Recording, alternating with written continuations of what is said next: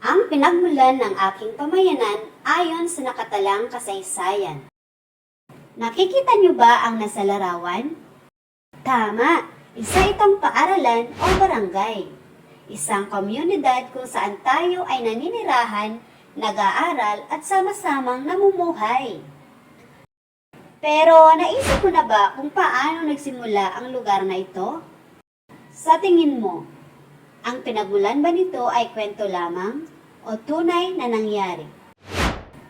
Sandali nga. Isipin mo ito. Paano nga ba nagsimula ang inyong pamayanan noong unang panahon ayon sa mga totoong tala?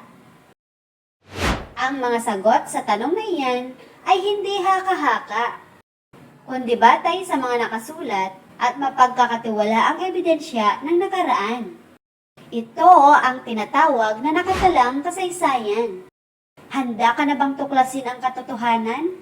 Tara, simulan natin ang ating paglalakbay sa pag-unawa kung ano ang ibig sabihin ng nakatalang kasaysayan. Ano nga ba ang nakatalang kasaysayan? Ang nakatalang kasaysayan ay mga pangyayaring totoo at may ebidensya tulad ng mga dokumento, aklat, larawan, at tala ng pamahalaan. Ito ay sinusulat upang maitala ang mga tunay na nangyari sa isang lugar. Narito ang pagkakaiba ng alamat at nakatalang kasaysayan. Ang alamat ay isang kwento o salaysay tungkol sa pinagmulan ng lugar, bagay o pangalan. May halong kababalaghan o di karaniwang pangyayari. Ipinapasa rin ito sa pamamagitan ng pagkukwento o pagsasalita. Ang nakatalang kasaysayan naman ay mga pangyayaring totoo na naganap sa nakaraan. Batay ito sa ebidensya at katotohanan. Nakasulat ito at naitala sa dokumento, aklat, larawan at tala ng pamahalaan. Paano nga ba nagsimula ang isang pamayanan? Ang isang lugar o pamayanan ay maaaring nagsimula sa paglipat ng mga tao mula sa ibang lugar upang manirahan. Pagtatayo ng mga bahay, paaralan at iba pang gusali. At pamumuno ng isang leader na nag-organisa at nagpatatag ng komunidad. Ang mga mahahalagang pangyayaring ito ay tinatala at isinusulat sa mga aklat, mga dokumento, at tala ng pamahalaan. Sa pamamagitan nito, natututuhan natin ang totoong pinagmulan at kasaysayan ng isang pamayanan. Ngayon, alamin natin ang pinagmulan ng mga lalawigan sa Calabarzon ayon sa nakatalang kasaysayan. Cavite. Ayon sa nakatalang kasaysayan, ang Cavite ay isa sa mga pinakamahalagang lugar noong panahon ng mga Kastila. Dahil sa estratehikong lokasyon nito sa baybayin, dito matatagpuan ang mga daungan ng barko at himpilan ng mga sundalo at barkong pandigma. Ito ang naging dahilan kung bakit naging sentro ito ng kalakalan, transportasyon at depensa noong panahong iyon. Itinatag ang lalawigan ng Cavite noong panahon ng mga Kastila bilang isang mahalagang pook na pang-administratibo at militar dahil sa lokasyon nito sa dagat. Ang pangalang Cavite ay nagmula sa salitang Kastila na Cavite na hango sa lumang pangalan nitong kawit na tumutukoy sa hugis kawit na anyo ng lupa sa baybayin. Sa paglipas ng panahon, naging mas kilala ang Cavite dahil dito rin naganap ang maraming mahalagang pangyayari sa kasaysayan ng Pilipinas. Isa ito sa mga naging sentro ng Revolusyonaryong Pilipino noong himagsikan laban sa Espanya. Dito nagpakita ng katapangan ang maraming Pilipino na lumaban para sa kalayaan ng bansa.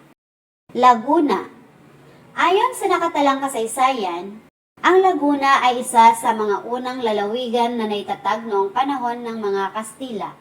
Ito ay naging mahalagang lugar dahil sa presensya ng Laguna de Bay, ang pinakamalaki at isa sa pinakamahalagang lawa sa Pilipinas. Dahil dito, maraming unang pamayanan ang nabuo at umunlad sa mga baybaying bahagi ng lawa. Ang pangalang Laguna ay nagmula sa salitang Kastila na nangangahulugang lawa. Ito ay ipinangalan sa Laguna de Bay na naging sentro ng kabuhayan ng mga tao tulad ng pangingisda, pagsasaka, at kalakalan. Sa paglipas ng panahon, patuloy na lumago ang Laguna dahil sa magagandang lokasyon nito malapit sa Maynila at sa mga anyong tubig. Maraming bayan ang umunlad dito dahil sa likas na yaman, transportasyon sa tubig, at aktibong kalakalan. Batangas. Ayon sa nakatalang kasaysayan, ang Batangas ay isa sa mga mahahalagang lalawigan sa Calabarzon na may maagang pamayanan ng mga tao. Dahil sa magandang lokasyon nito malapit sa dagat at likas na yaman, ito ay naging sentro ng pangingisda, pagsasaka at kalakalan noong sinaunang panahon. Ang pangalang Batangas ay nagmula sa salitang Batangan na tumutukoy sa mga troso o kahoy na ginagamit noon bilang tulay o pantalan ng mga bangka. Dahil maraming ganitong istruktura sa lugar, tinawag itong Batangas. Sa panahon ng mga Kastila, maraming lumang bayan sa Batangas ang naitatag at umunlad. Ang mga ito ay naging sentro ng rehiyon, edukasyon at pamahalaan. Dahil dito, naging mahalagang bahagi ng Batangas sa pag-unlad ng mga pamayanan sa rehiyon. Sa paglipas ng panahon, nakilala rin ang Batangas bilang lugar ng maraming makasaysayang pangyayari, kabilang ang pakikibaka ng mga Pilipino para sa kalayaan. Rizal. Ayon sa nakatalang kasaysayan, ang lalawigan ng Rizal ay ipinangalan kay Dr. Jose Rizal, ang pambansang bayani ng Pilipinas.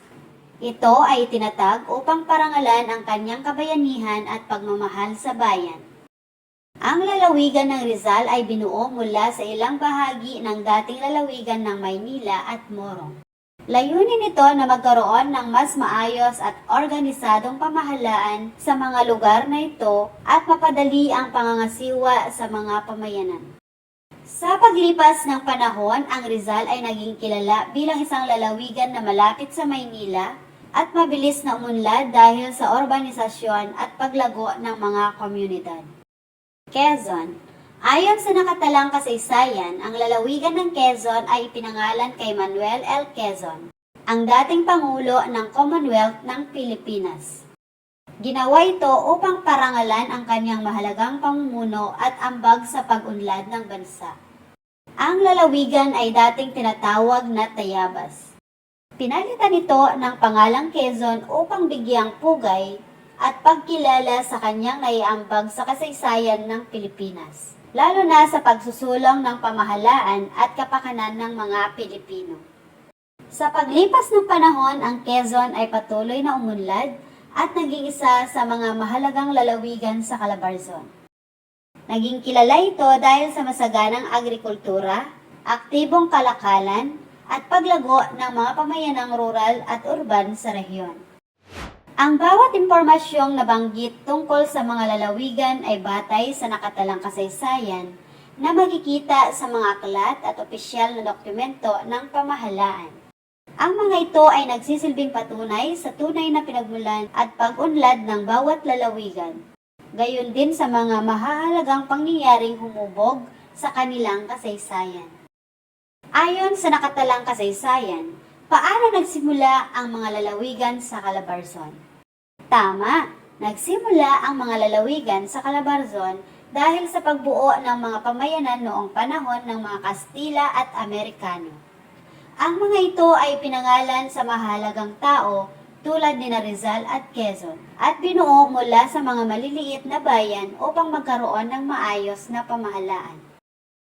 Ano-ano ang mga salik kung bakit nagsimula at umunlad ang mga pamayanan sa Calabarzon? Nagsimula at umunlad ang mga pamayanan dahil sa magandang lokasyon, pagkakaroon ng likas na yaman, pagdami ng mga naninirahan, pag-unlad ng kalakalan, agrikultura at hanap buhay, at pagtatayo ng mga paaralan, simbahan at gusali ng pamahalaan. Bakit mahalaga ang pag-aaral ng pinagmulan ng pamayanan ayon sa nakatalang kasaysayan? Mahalaga ito dahil natutunan natin ang totoong pinagmulan at pag-unlad ng isang lugar. Nakakatulong din ito upang maunawaan natin ang kasaysayan, kultura at pagkakakilanlan ng ating pamayanan gamit ang mga totoong tala, dokumento at ebidensya. Lagi nating tandaan, ang pinagmulan ng pamayanan ayon sa nakatalang kasaysayan ay tumutukoy sa mga totoong pangyayari na may ebidensya tulad ng aklat, dokumento, larawan at tala ng pamahalaan. Ipinapakita nito kung paano nagsimula at umunlad ang isang lugar dahil sa paglipat ng mga tao, magandang lokasyon at pag-unlad ng kabuhayan at pamahalaan. Mahalaga ang pag-aaral nito upang mas maunawaan ang tunay na kasaysayan, kultura at pagkakakilanlan ng bawat pamayanan. Ngayon, subukan naman nating sagutin ang naibigay na gawain.